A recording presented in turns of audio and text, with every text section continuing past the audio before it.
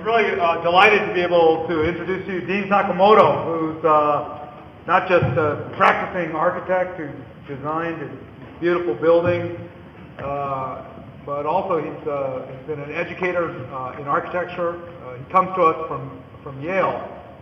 Actually, he is from Hawaii, but has spent a lot of time away. I'm really delighted to have him as part of our team. He works as our deputy director at the center, and he's leading the design of our hurricane-resistant structures and community course. And so Dean is going to moderate and timekeep for this reaction panel. All right. Well, thank you, Carl, and thank you for putting together this great program. And thank you to all of you for hanging in there with us to this hour here. And also, Evie, thank you for making the trip and giving a great talk and being resilient in your delivery here. Even with a micro disaster here with the projector, you were able to be resilient enough to finish ahead of time. I just want to make 3 points that Evie's talk kind of made me think about. But first, I want to say that I go to a lot of conferences, and I'm sure all of you do as well. But there's always that moment in a conference when that so what moment, right? Okay, you see all this talk, yeah, we all agree, we're preaching to our choir, right? And you go, so what? So what's next? But to me, when I heard him speak, the first thing that came to mind was that, hey, the built environment is where it really happens. I'm going to argue this, and it's debatable, but I think when it comes to disasters, it's the built environment that saves, right? That can save, and also takes lives, right? So I think it's really important. So I think this conference is really well designed, thanks to Carl, to bring us to this critical juncture in the presentation. Now, secondly, and I'm speaking for my brethren, right, and all of us here at the table. We're the plan makers. We're the guys and gals who hold the pencils, or maybe today the mouse, right? So we need creative and practical responses to the challenges that these disasters present the planning and design professions. And as Ibby said, we need codes in the developing world, but in our part of the world where we have codes, we need best practices. We need more and better best practices. And finally, the third point, we need to expand this discussion. I mean, we were able to fill the room this morning at least, right? Full of people. The conference was booked. It was oversubscribed. But we need to expand this discussion to an audience beyond us, right? And I'm feeling a little bit lonely here today because, it was asked I think twice, are there any architects in the room? Right? There's Robert there, and Michael, who's an architecture student. And ironically, we're in the School of Architecture, right?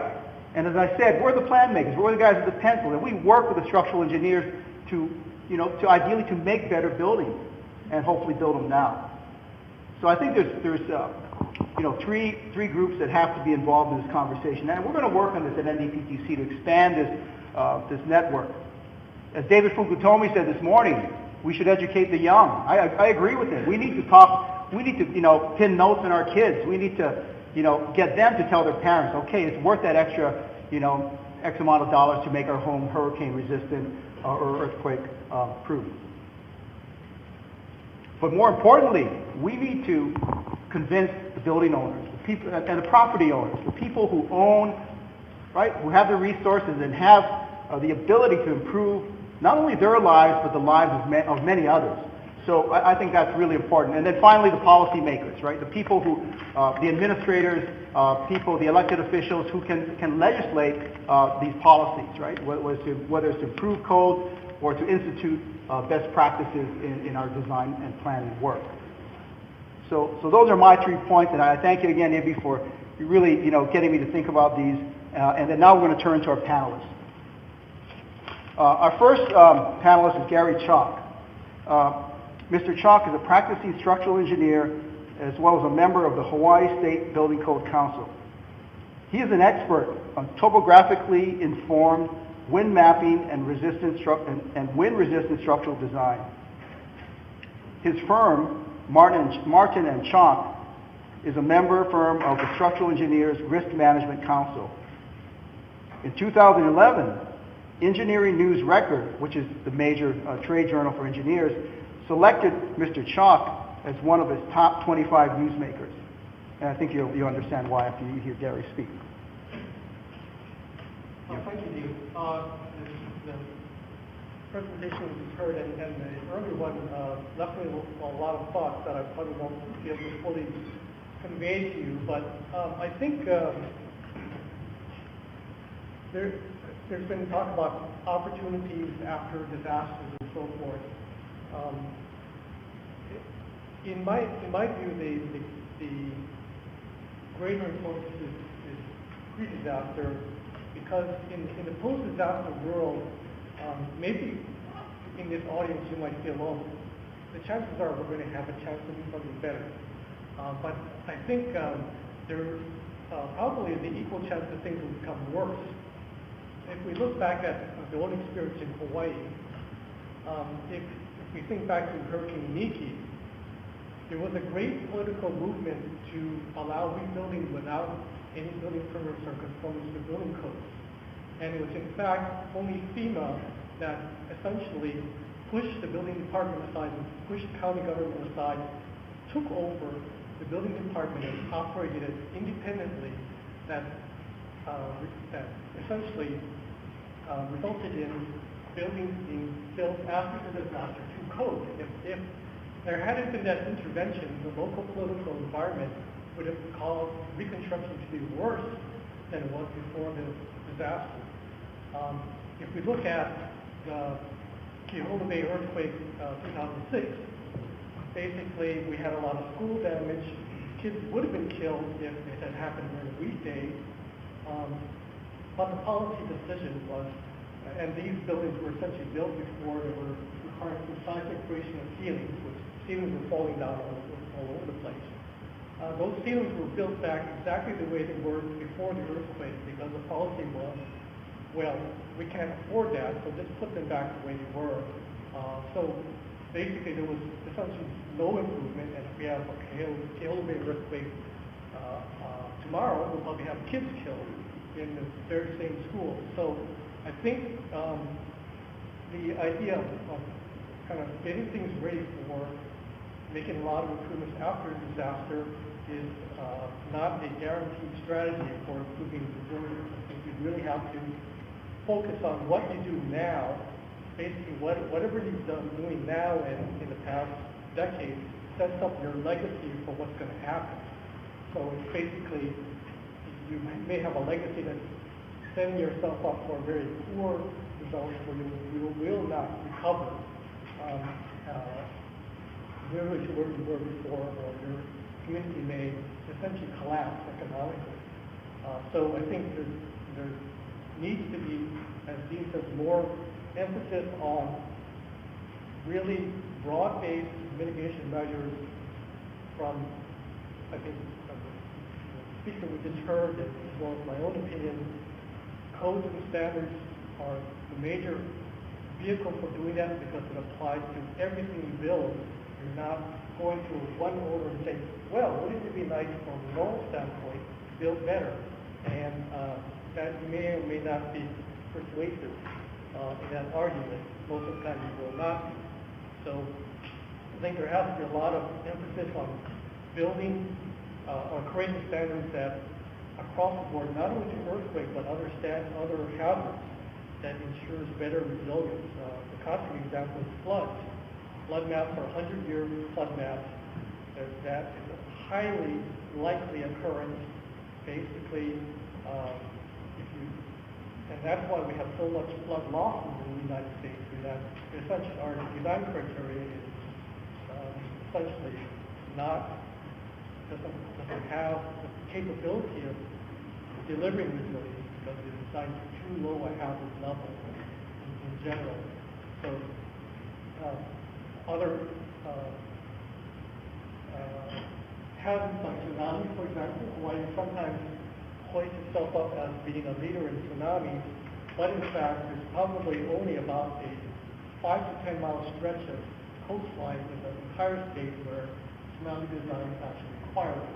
In accordance with the 1980 standards, like the rest of it basically falls out because the requirements were inappropriately linked to 100-year flood maps, which have nothing to do with the amount of tsunami inundation that occurs. So there's a lot of work in codes and standards that needs to be done with greater effort, and that is, I think, what is going to set the stage for what happens in the future. All right, thank you, Gary. We're going to hold questions till the end. I think we'll have time for some questions. Next, we have Dennis Huang. Mr. Huang combines his science and law background to concentrate on implementing science into decisions that the community can use against disasters such as hurricanes, tsunamis, floods, erosion, wind, and earthquake impacts, and its mitigation. Dennis authored the Hawaii Coastal Hazard Mitigation Guidebook, which is used in the state's land use processing, and co-authored the Homeowner's Handbook to Prepare for Natural Hazards, which is now in its second edition and being produced for several states. And I think Dennis had put out some complimentary copies out front. All right, Dennis, you have 5 minutes. Okay, thank you, Dean. Good afternoon, everyone. I just want to say I agree 100% with Evie. Very good talk there. And Gary, you know, we really need to be proactive. Whether it's San Francisco or whether it's an earthquake in San Francisco or a hurricane in Hawaii. There was a study last year done by FEMA predicting the impact of a hurricane strike, Category 2, on Oahu, and they estimated 50,000 households damaged or destroyed, with 77,000 households displaced. Okay, so it's really, and if this were to occur, it's, you know, the government agencies, the federal, state, local, no matter how well prepared they are, they're going to be overwhelmed if the people themselves are not prepared. So we really have to be proactive. We need, as Gary mentioned, you know, strong building codes to make our houses or whatever structures as strong as possible. We need to consider retrofitting where we identify weaknesses in our housing. And by the way, Dean mentioned the Homeowner's Handbook. There's actually a part there how homeowners could retrofit their single wall houses with a relatively simple cost and time. Okay, and we actually have to think about the whole development process and consider that each stage in the development process is an opportunity to implement unique mitigation measures, and if you miss that stage, you miss an opportunity to implement them. But starting with community planning, then you go to zoning, subdivision, infrastructure improvement, then your building design where the building codes come into place, and then even existing structures, that's almost another stage of development. It's not going to be developed, but there's a chance to retrofit that. And then when there's all those stages are chances to improve your buildings, make them more resilient. And then after disaster occurs, there may be a chance, you know, but there is a risk that it won't happen. But ideally, you could turn back the clock and implement some of these measures back in the land use or building stage. But you have to consider implementation at all stages of development. The other thing you have to consider is all the different ways you could implement your measures, okay? There's, you know, there are a lot of architects here and land use planners, okay? And all of that provides, I'll get that. All that, they provide guidance, okay? Your guidance could become an industry standard. Your industry standard can become a rule or regulation. But it's important for all the professionals in this room to be creative, be proactive, and provide the most best and reasonable guidance. Because even if it doesn't become a rule, it could be implemented in another form. be creative. The other thing too, I'm going to make two last plugs. The Coastal Community Resilience course by the NDPTC, people should consider that because it actually, to make the whole community resilient, you have to divide it up, and they divide it up into 16 sectors. There's a sector for the businesses, a sector for education in the schools, but all 16 of them need to be addressed for mitigation to make maximum resiliency. And then the last plug I just want to mention is us at Sea Grant, we are doing a series of statewide emergency preparedness workshops this month, and you can see it on our website. Thank you, Dennis.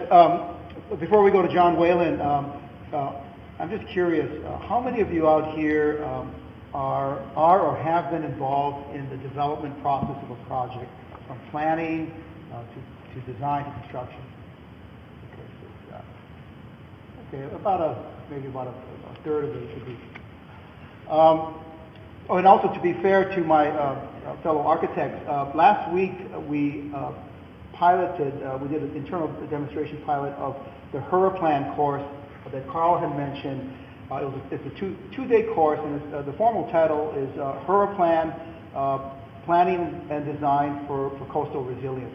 And what HURAPlan does is it brings together community planning and building design and engineering, and also emergency management issues, public and private insurance.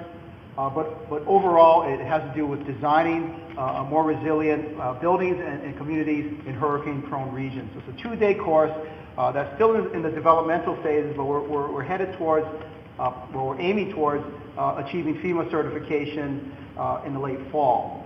And appropriately, we launched the demo the day before hurricane season officially began on June 1st. So we hope to conclude hurricane season with the certification of the course, at least turning the papers over, Carl, all right, to FEMA.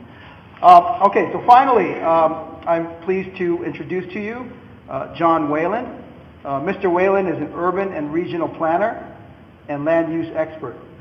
He has created and consulted on numerous planning projects locally and internationally. From 1985 to 1989, he served as the director of the Department of Land Utilization, then known as the DLU, at the City and County of Honolulu. His firm, Plan Pacific, has undertaken many of Hawaii's most significant public sector planning projects, ranging from broad statewide policy plans to community-level improvement plans. And so our final speaker here is John Whalen. Thanks, Dean. I think Evie made some very good points about the critical role of political will in coming up with a strategy for dealing with hazard mitigation. And Gary also made that point. If it's the political will's not there, it's almost a starting point. As a land use planner, I was interested in hearing about the strategies for retrofitting buildings in urbanized areas, but I also look at it as an opportunity to retrofit land use patterns to mitigate hazards as well. Sometimes you don't have that choice, but there are other conditions where we can look ahead and try to prevent as much damage as possible from the exposure to hazards. I'm thinking in particular of an example, the Puna district on the island of Hawaii. It's a large area, it's as large as the island of Oahu.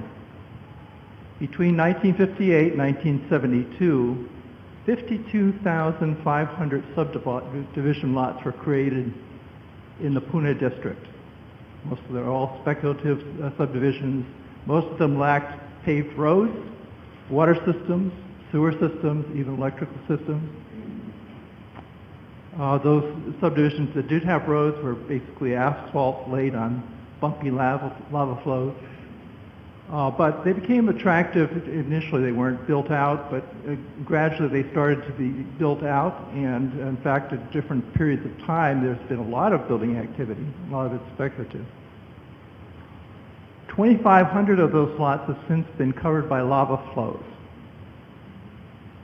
So I think you can see where I'm going with this. The district is an opportunity for many people who otherwise couldn't purchase a lot to build on, to build a house. So there's kind of a protective idea that, well, you know, we can't deny this opportunity for people that have no other choice for housing. But 44% of those subdivision lots are in the Kilauea Rift Zone, the highest rift zone both seismically and also from exposure to lava flows in the state. Most of those lots, the higher risk, weren't built immediately, but there are increasingly many houses coming up on them.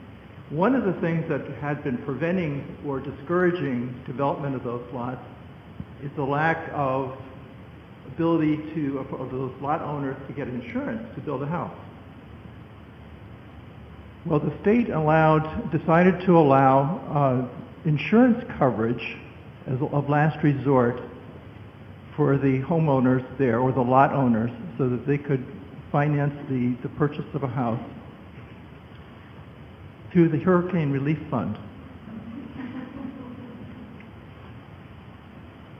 Now, you can imagine the quandary, or actually the terribly difficult situation we would be in if we had a hurricane and a major earthquake. The kind of claims that would be made against that fund. We can understand the desire to make housing opportunity available to people who of lower income. But I revisited New Orleans a little over a year ago, went to the Ninth Ward. Many years after Hurricane Katrina, it's pretty much a barren neighborhood. Once a vibrant neighborhood, very few houses there, a few of the Brad Pitt houses. I think about a dozen of them. There are a couple of houses that seem to still be standing, but most of the lots are vacant. Most of the people have gone. They don't live in New Orleans anymore. Permanently relocated, probably. It's a sad sight because there was no plan to rebuild or relocate in event of a major disaster like that. Now, we can be looking ahead and say, well, it's a 30-year plan for San Francisco. We can say, well, what will we do? I mean, maybe these things will take time to implement. But from a land use pattern, we could be looking at things like transfer of development rights, things that we've resisted in this state. We can be looking at land readjustment programs, which reconfigure entire subdivisions. And it seems daunting to undertake a task like this, but it wouldn't seem daunting after a disaster, where you have very limited choices. You can issue building permits for people to rebuild exactly as they had before and be exposed to the same kind of hazards they were, and just repeat that pattern. Or we can see maybe a way forward.